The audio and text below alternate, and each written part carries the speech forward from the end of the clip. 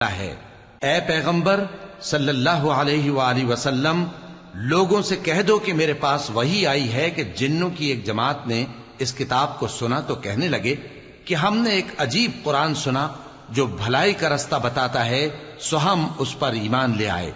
اور ہم اپنے پروردگار کے ساتھ کسی کو شریک نہیں بنائیں گے، اور یہ کہ ہمارے پروردگار کی شان بہت بلند ہے، وہ نہ بیوی رکھتا ہے نہ اولاد، اور یہ کہ ہم میں سے کوئی بے وقوف اللہ کے بارے میں جھوٹ گھڑتا ہے، اور ہمارا یہ خیال تھا کہ انسان اور جن اللہ کی نسبت جھوٹ نہیں بولیں گے، اور یہ کہ بعض بنی آدم بعض جنات کی پناہ لیا کرتے تھے تو اس سے ان کی سرکشی اور بڑھ گئی تھی،